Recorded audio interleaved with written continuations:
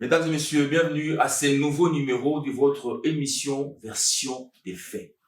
Aujourd'hui, nous avons le plaisir de recevoir pour vous Monsieur Jasper Sarotte. Il est ambassadeur de Suisse accrédité en République démocratique du Congo, mais également au Congo-Brazzaville et au Gabon. Monsieur l'ambassadeur, bonjour. Bonjour.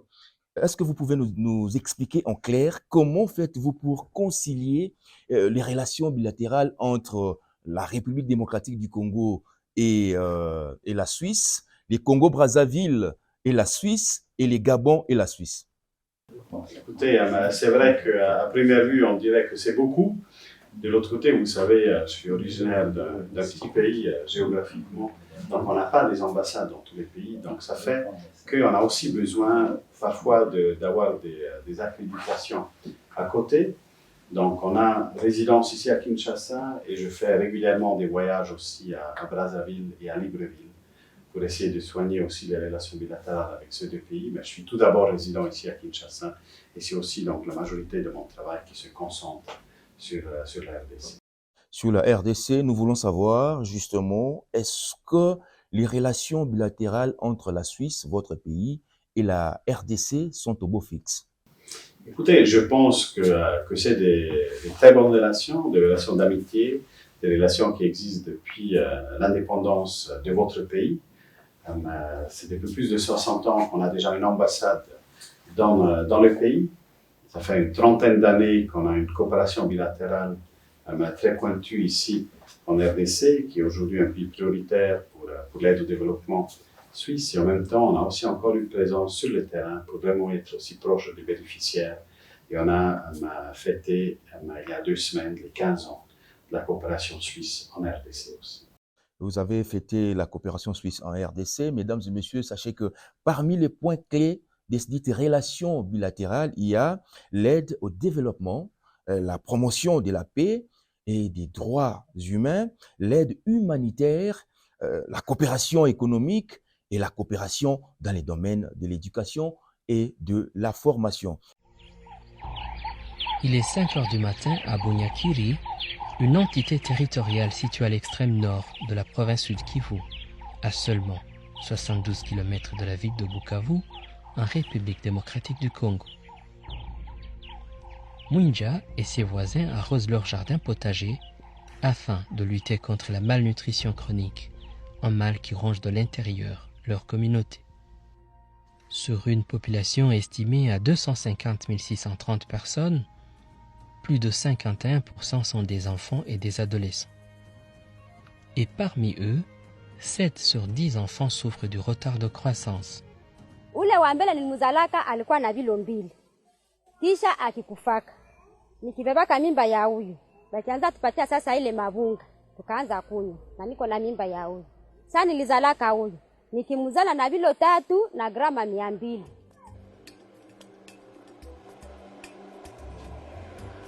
Malgré des conditions difficiles d'accès et parfois d'insécurité, l'UNICEF, le PAM et la FAO viennent de clôturer à Bunyakiri la phase pilote d'un projet intégré de lutte contre la malnutrition chronique grâce à un financement de la coopération suisse.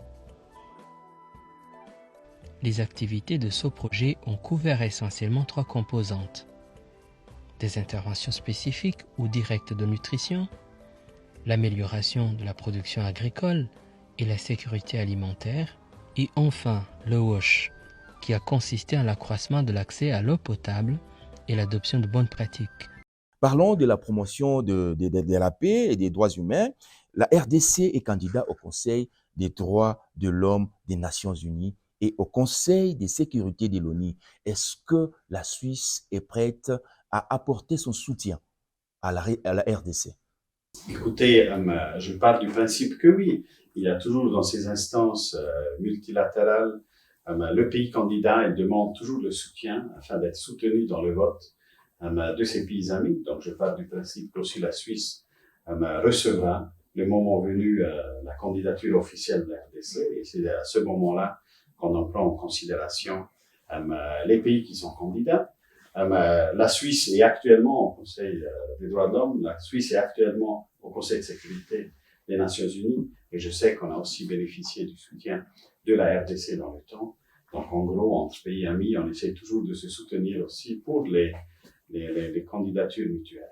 Les opposants politiques estiment qu'il y a une sorte de musellement, non seulement des opposants, mais aussi de la presse. Et puis, voilà, avec des arrestations arbitraires, pensez-vous vraiment que la RDC respecte les droits de l'homme à l'Égypte? Écoutez, c'est pas aussi simple que ça de donner une réponse. Vous savez, le respect des droits de l'homme, c'est un travail quotidien qu'on doit mener. Et ça aussi, dans mon pays, il n'y a aucun pays au monde où tous les droits humains sont respectés tout le temps à 100%. C'est du travail continu. Hein, c'est du travail continu dans toutes les instances. Hein. Donc, ça prend du temps, certaines choses. C'est vrai que dans quelques domaines, c'est bien développé. Je pense ici en RDC. Et après, il y en a d'autres où il y en a encore des chantiers. C'est aussi des domaines où on essaye d'accompagner les autorités congolaises si elles le souhaitent, hein, parce que c'est tout d'abord une tâche qui appartient à l'État ici, mais on est là aussi pour accompagner dans ce domaine. Et je pense, disons, pour souligner aussi les aspects positifs, si vous regardez dans la zone de l'Afrique centrale de manière générale, dans certains de vos pays voisins, etc., il y a quand même la situation ici qui, dans quelques domaines, je pense à la liberté d'expression, à la liberté de presse, c'est peut-être quand même supérieure qu'ailleurs. Mais ça ne veut pas dire qu'on a déjà atteint le niveau que tout le monde le souhaite. Vous êtes journaliste, donc évidemment, vous y tenez beaucoup, le droit à l'information, le droit d'expression, etc. Et je pense que c'est quelque chose qui est fondamental pour le bon fonctionnement d'une démocratie. Oui, bon, vous avez essayé un peu d'expliquer ce que vous pensez, mais il y avait justement tout récemment l'arrestation d'un journaliste très connu, Stanis Boujakera, qui a été arrêté pour avoir publié justement un article sur Jeune Afrique concernant la mort ou l'assassinat, si vous voulez, de Cherubin Okende. Donc, en clair, la liberté d'expression n'existait pas au Congo. Bon, écoutez, je pense que le fait qu'il a pu publier, qu'on sait aussi pourquoi il a été arrêté, c'est quand même un tout petit quelque chose qui a été donné. Hein. On est d'accord que, et nous, on s'est joint à d'autres pays aussi pour poser des questions, pour essayer d'avoir des explications pourquoi quelqu'un est arrêté. Parfois, on n'a pas tous les éléments, c'est ça aussi. Hein. Mais bon, il y a eu cette pression, il y a eu une grosse mobilisation aussi derrière ce journaliste. Et aujourd'hui, heureusement, il n'est plus en prison, il est en liberté, il publie de nouveau, donc il peut quand même poursuivre son métier. Et je trouve, voilà, donc aujourd'hui, on y est, mais on est d'accord que le processus n'était fort probablement pas tel qu'on le souhaitait.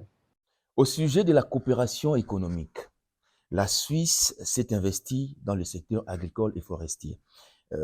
Pouvez-vous nous éclairer là-dessus?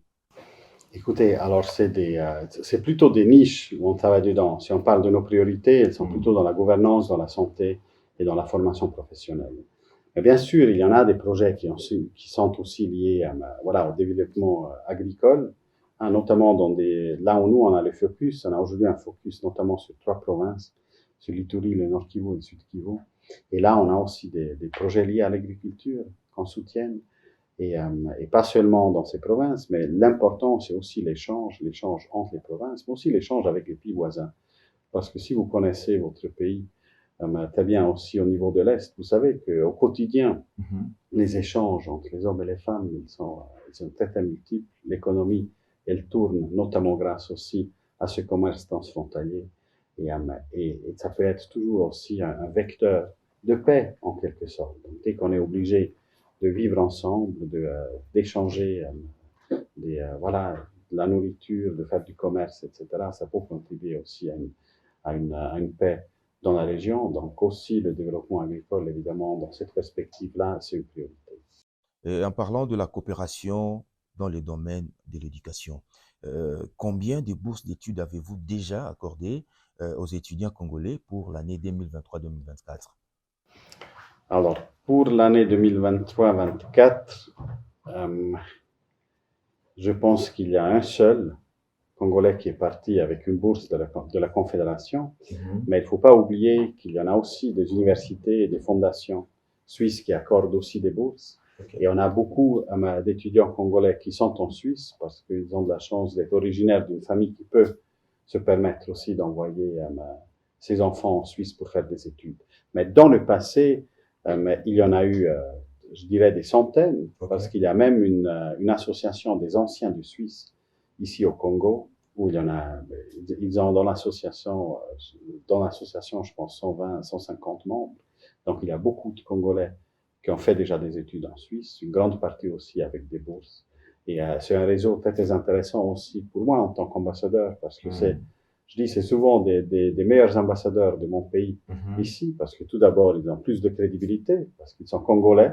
Non, donc un Congolais qui explique quelque chose à un Congolais, il est plus crédible qu'un étranger qui vient lui expliquer quelque chose. Et en plus, ils parlent bien de mon pays, ils ont une certaine objectivité, ce que moi, j'en ai pas, parce que moi, je suis beaucoup plus subjectif. Moi, je représente mon pays, donc forcément, je vais aussi essayer de raconter que les bonnes histoires et celles avec une connotation positive. Voilà, tout à fait. Ok, bon, nous allons justement terminer avec cette dernière question en rapport avec les programmes d'appui du système de santé au Sud Kivu. Qu'en est-il en clair? Alors, le domaine de la santé, comme vous le savez, c'est un domaine évidemment prioritaire pour toutes les couches de la société. Et nous qui sommes ici à Kinshasa, on est relativement chanceux parce qu'on a accès à des bons centres de santé. On trouve des spécialistes dans différents domaines, etc. Dès que vous êtes dans une zone beaucoup plus rurale où déjà l'accès est difficile, souvent aussi les soins sont beaucoup plus difficiles à en avoir sur place. Donc, dans nos différents programmes d'appui au système de santé, on accompagne dès notre arrivée avec la présence physique à Bukavu, donc depuis 15 ans, on accompagne les autorités congolaises. C'est toujours un accompagnement, on n'est pas des missionnaires qui débarquent, qui font ce qu'ils veulent. Donc on accompagne la direction provinciale de la santé, donc les autorités locales, dans l'amélioration du système de santé. Et donc, on travaille dans les zones de santé, donc vraiment en province, en brousse. Donc, j'ai mes collègues. Pourquoi avez-vous choisi seulement le Sud Kivu pour œuvrer? Alors, écoutez, vous savez, votre pays, il est très, très grand. Okay. Donc, tout d'abord, il faut souvent aussi se focaliser. C'est très difficile d'être présent en même temps partout dans le pays. Je pense qu'on voit ça aussi dans d'autres domaines qui n'ont pas forcément toujours le même accès à certaines choses. Donc, pourquoi nous, on a choisi l'Est dans le temps? On l'a choisi, entre autres, parce que c'est à l'Est où les guerres ont commencé, où il y en a 30 ans, il y avait le plus de souffrance humaine.